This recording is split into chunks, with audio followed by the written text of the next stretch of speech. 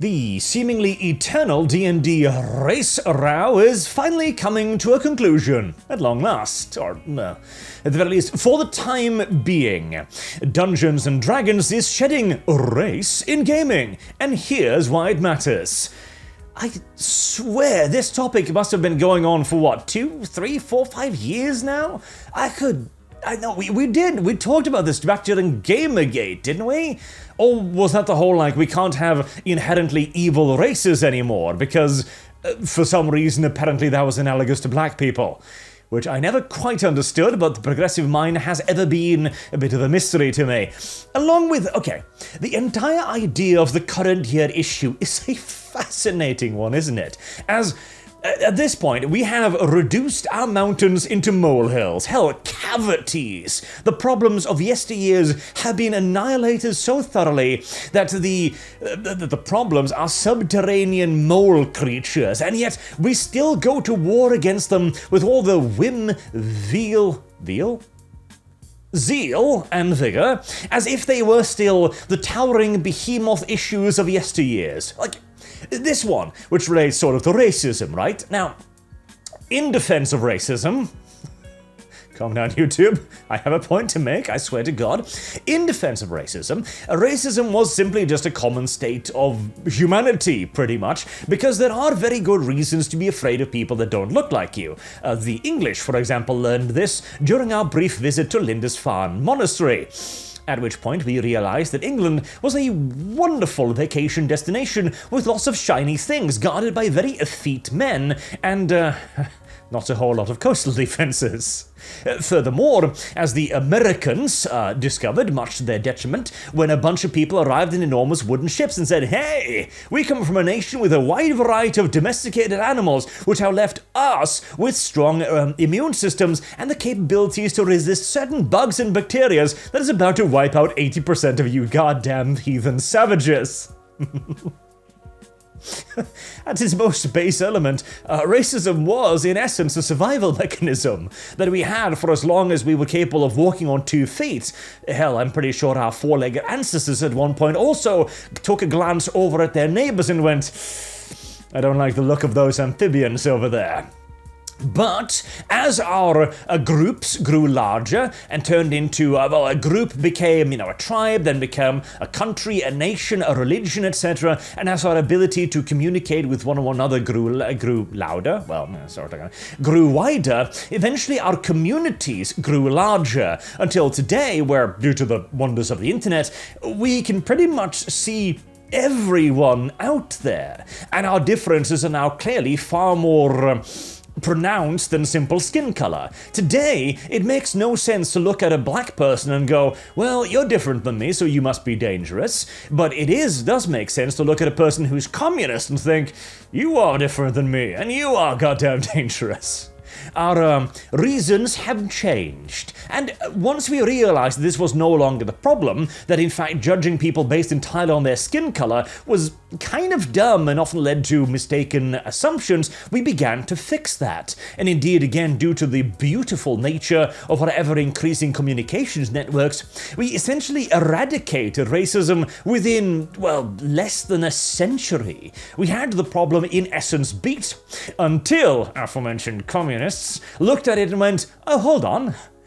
This appears to be a lever with which we can utilize the powers of democratic modern-day liberal society against itself. Let's begin pulling on it." And so they did, and as this is a demonstration of, they are still worrying rather aggressively away at that bone. This in the Scientific American, by the way, including such titillatingly titled articles as "What a Kamala Harris presidency would mean for science." And to be fair, it would mean a big boon and boost for science.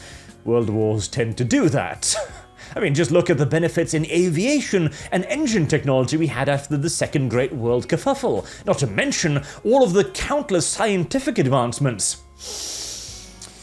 Granted, you should refrain from looking up how we achieved a lot of those scientific advancements, but we did make them, and so long as we don't really think too much about how and how unethically we achieved them, it's all hunky-dory, isn't it?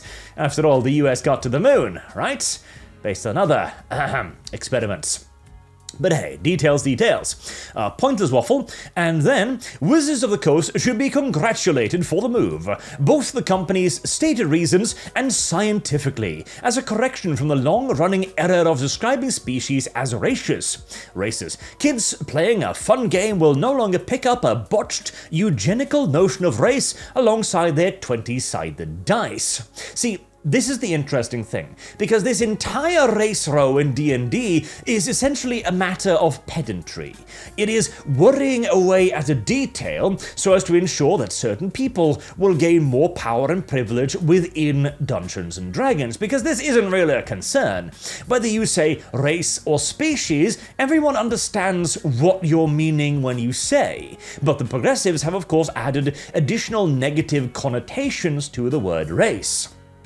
As indeed, let's look up the definition. So, race, just on Google, a group of people identified as distinct from other groups because of supposed physical or genetic traits shared by groups. And then we get to the, we have managed to imbue this word with inherent negativity. Most biologists and anthropologists do not recognize race as a biologically valid classification.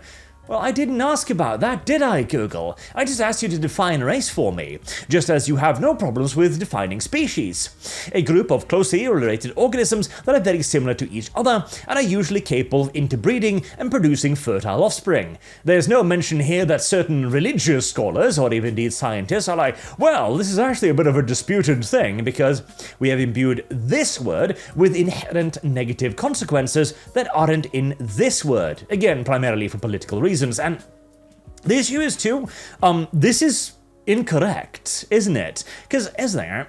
So, let's assume that the objection here is entirely scientific. Oh, we just don't want you to use race. Why is that? Well, yes, it's not correct, you see. Race is simply just groups of that, like, you know, what was it here? Identifies distinct from other groups because of supposed physical or genetic traits. That's not entirely correct. They're actually different species, you see, because they're capable of interbreeding with another, you know? Elves having elven children, so species. Okay, but hold on a second here.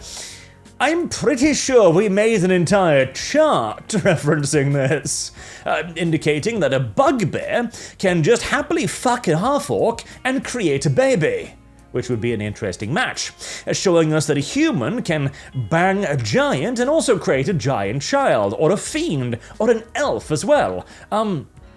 Doesn't this somewhat undermine the entire definition? And yes, it kind of does, because here's the thing, we don't live in a world with bugbears and dryads and giants and minotaurs and nymphs, although I wish we had those latter ones. And so we've never really had a reason to invent a word that kind of combines both the parts of race and species, because race functions perfectly well between humans and elves, for example. We can look at an elf and go, okay, you appear to be fairly similar to us, so we're the same race, okay? And then the scientist steps in, no, different species, but hold on, I can impregnate an elf and create a child.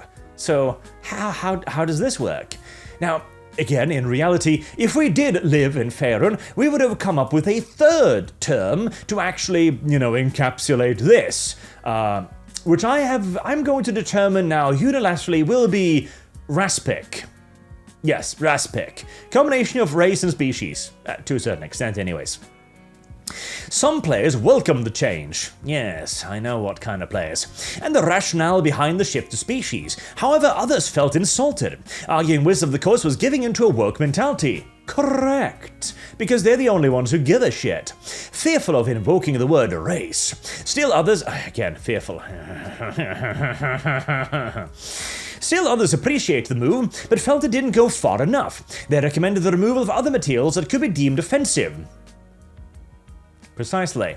This last group is highly critical of the biological essentialism, parroting scientific and evolutionary language to explain marked social and cultural differences between groups that comes with the use of terms like race, to distinguish between humans and others like elves, dwarves, and orcs, particularly because of stereotyped real-world associations made at times to these fantasy species. Yes.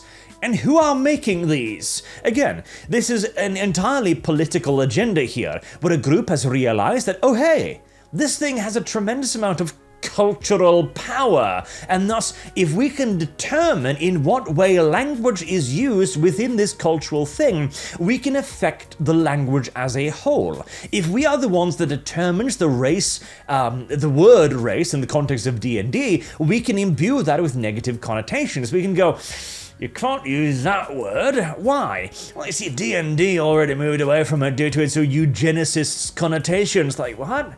Okay, And then, of course, we go on to the whole, evil races thing. As a social studies who studies male-dominated subcultures, every single fucking subculture is, in essence, male-dominated because we're just better at everything.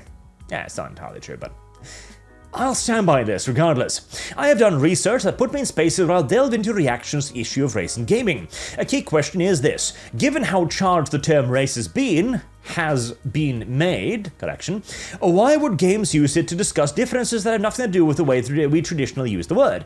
Why would he use species that have nothing to do with the way in which we traditionally use the word? We simply picked race because we didn't have the negative connotations that you imbued it with. To us, we don't go oh, race, and then see pictures of marching Germans giving the salute to the little mustachioed man. We don't imagine eugenics. We simply go, oh, race, that's that word for things that are different than us. Alright, there you go. That's all. We don't imbue this with it. You do. Dungeons & Dragons is not the only game to use the term in this way, so have many other digital and analog fantasy offerings, again, because it's simply just a shorthand that everybody understands. But the celebrated game created by Gary Gygax and Dave Arnson in 1973 arguably set the standard that these others have followed. Arguably. Leaned heavily on popular fiction and folklore to construct their game world, and links to fantasy author J.R.R. Tolkien's work, which were first penned in an age of colonial racism.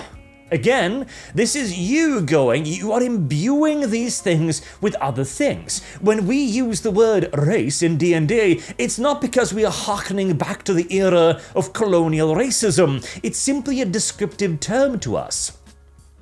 Are undeniable in his Lord of the Rings trilogy. Tolkien commonly used the word race to characterize difference amongst humans, elves, and hobbits, all of the societies that populated his novels, because this was familiar territory for so-called sword and sorcery fans. Exactly. It is simply just a shorthand meaning that we all understand.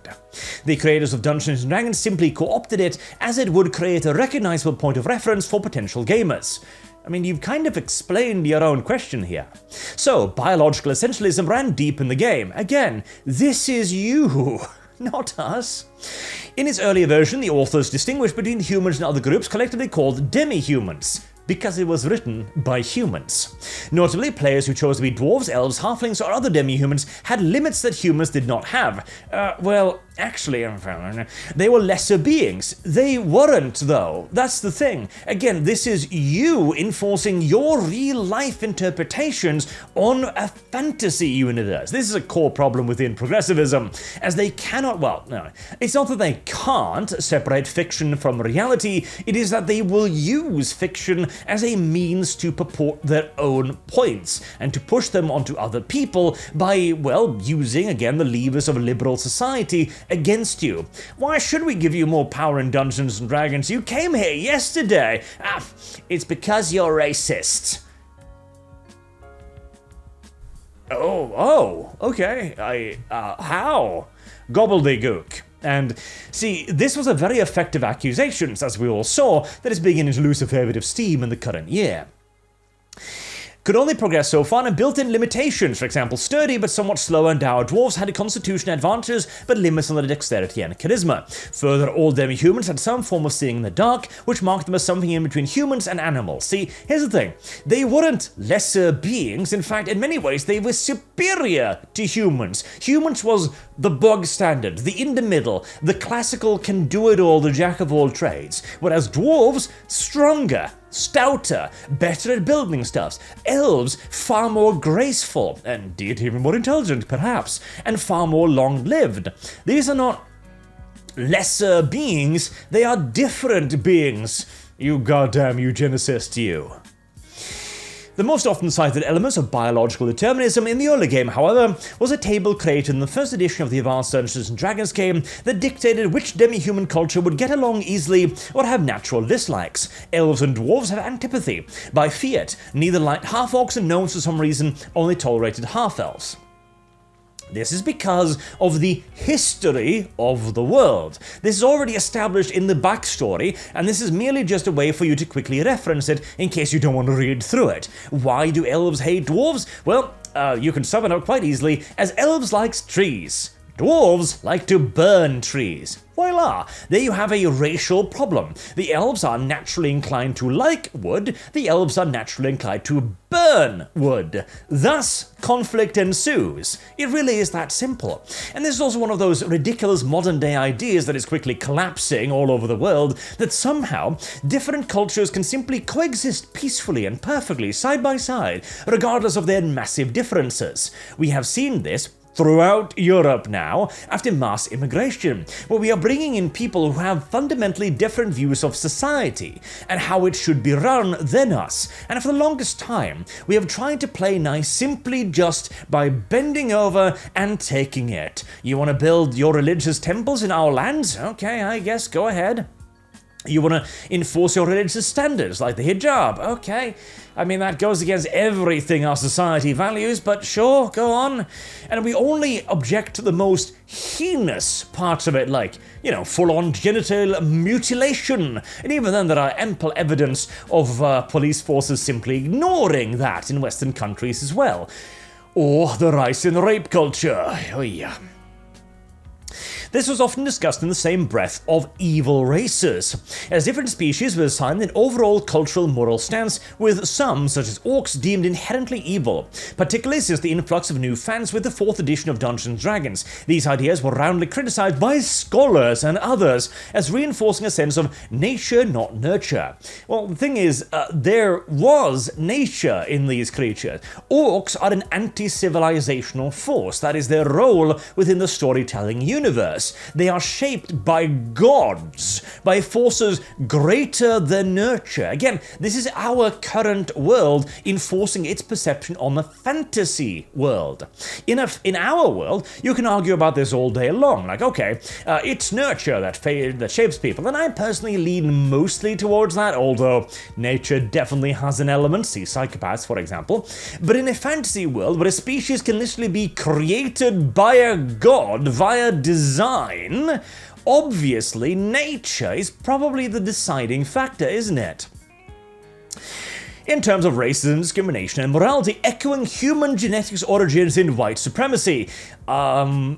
Actually, genetics origins was not necessarily the Germans, but more so the Americans. And this was a very old, I mean, hell, genetics origins.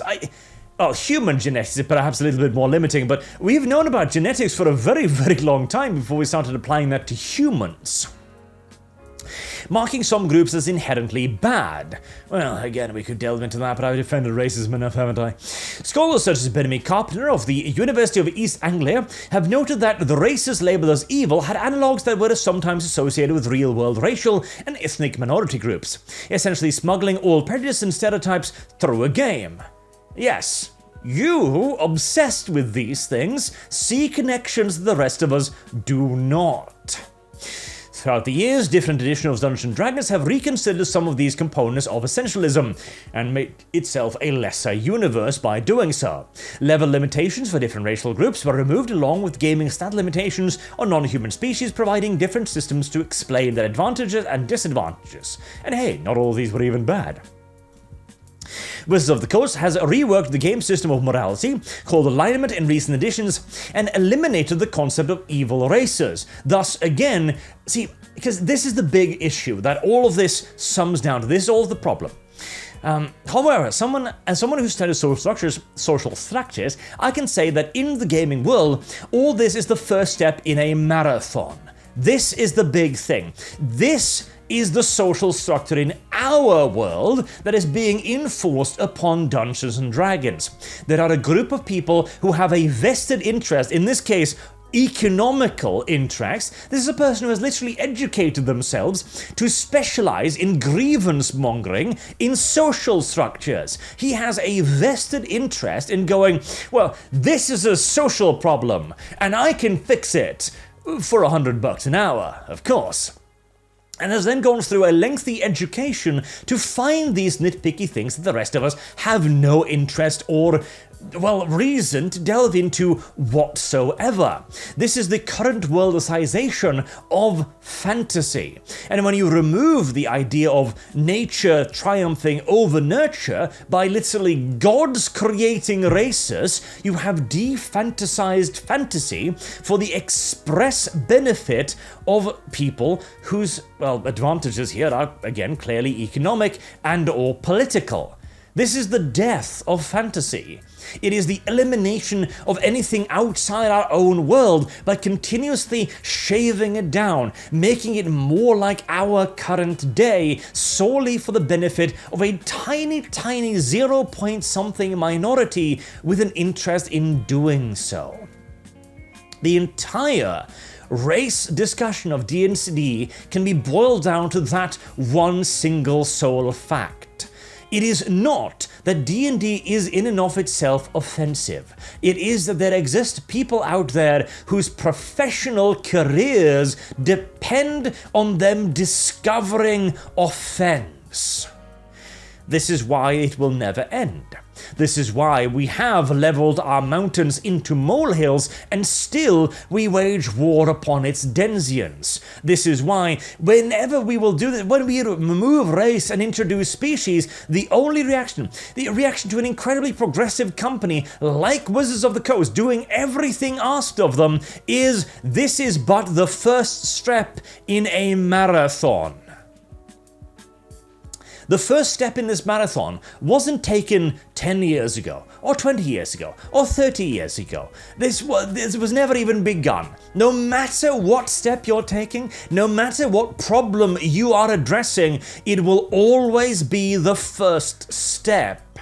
Because by definition and design, you can never reach the goal. Because the moment you do, the person with the social studies degree will no longer have a paycheck.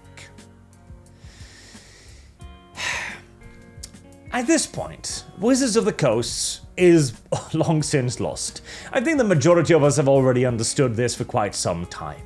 The only problem is that there isn't enough replacements and alternatives with sufficient cultural power. That is why this is the problem. And if we were to see a competitor rise, which is in Pathfinder, which is even woker, if you can imagine it, it would simply become the next cultural powerhouse. The solution here is not to replace Wizards of the Coasts, it is to change the culture to the point where the accusation of racism is no longer effective, but the accusation of wokeification is an immediate cancellation as vicious and vitriolic as the accusation of racism was once capable of creating against the accused target. That is the goal, to change the culture, not to get rid of DEI in and of itself, or get rid of the social studies majors. It is to simply make their ideas societally unacceptable. Because if we tear down one company, there's a million more ready and willing to take its place, eager indeed. But if we make their entire financial success dependent upon not listening to those with a vested interest, that is when we fix hobbies. Culture, not companies, must be our target. And some cases, well, at the very least, they make it easier for us to see their motivations, and easier still to reject their arguments. Until next time, I've been Arch. Thank you all very much for listening, and I hope to see you all soon. Have a good day, and remember, gatekeep, always.